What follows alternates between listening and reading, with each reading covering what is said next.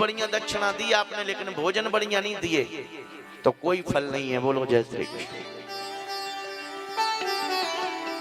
अंतर्यामी चले गए घर छोड़कर। दोनों पति पत्नी ने खूब ढूंढे पर अंतर्यामी मिले नहीं।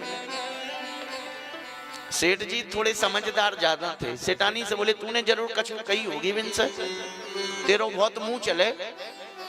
सेठानी सच बोल, क्या बोला तूने? सेठानी बोली के बताऊं महाराज, मैं आपसे झूठ ना बोलूंगी, आप मेरे पति हैं। अरे मैं तिलक फलदान में गई वृंदावन, वहां सबरे रिश्तेदार पूछने लगे कि तू कमजोर है रही, कमजोर है रही।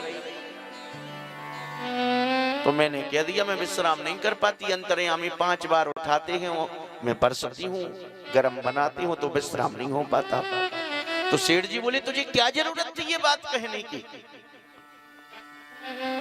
कितनी मोटी हो रही तू, काहे की कमजोर हो रही?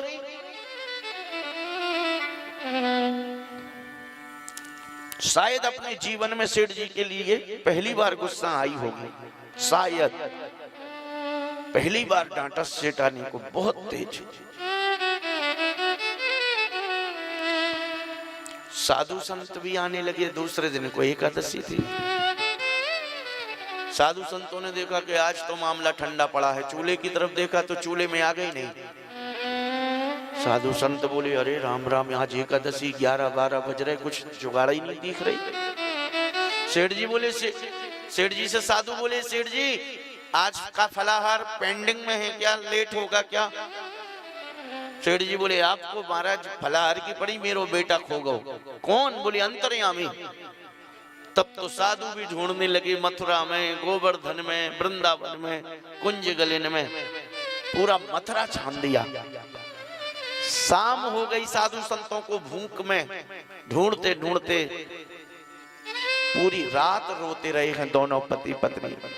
त्रिलोकी चंद सेठ जी और उनकी पत्नी रोती रही।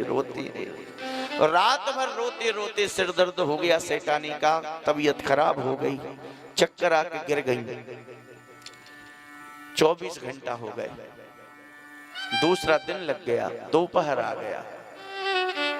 दोनों पति पत्नी रोते रहे। सेठ जी कहते अगर सेठानी बीमार पड़ गई तो मेरा मरना तय है।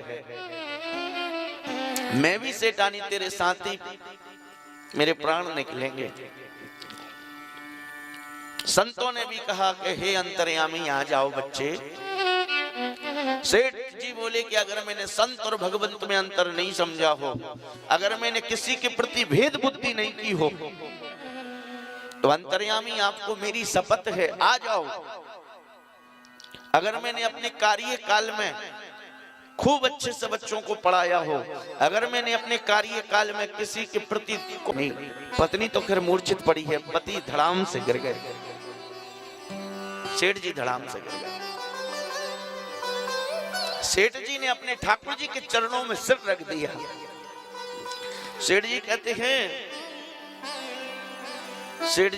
हैं सेठानी जी की तबीयत ठीक नहीं है, गोपाल ठीक करो इनको।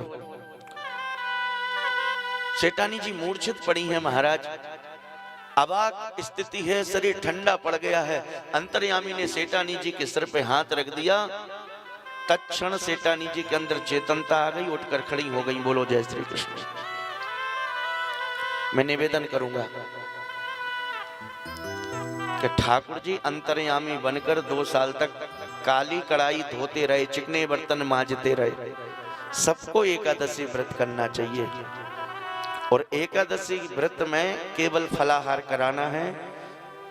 पूर्णिमा को या अमावस्या को भोजन कराओ। अगर एक कर लिया तो जरूरी नहीं है कि तुम व्रत रहो, जरूरी नहीं है कि तुम बहुत भगवान को मानो। जो काम खुद को बुरा लगे वो दूसरे के साथ मत करो, भगवान मिलेंगे।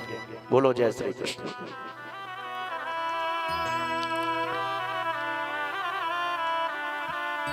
लॉजिक फिजिक्स यही सिखाती है कि किसी के साथ छल मत करो। और माताएं जो लौंग के जोड़े पे व्रत रहती हैं, मत रहा करो व्रत। मैंने कितनी माताओं को देखा कि नवरात्रि में लौंग के जोड़े पे व्रत रहेंगे। और फिर तबीयत गड़बड़ हो जाती है तो डॉक्टर 50,000 रुपए ले लेते हैं ठीक करने में। इसलिए माता जी दोनों टाइम खूब बढ़िया चकाचक खाओ।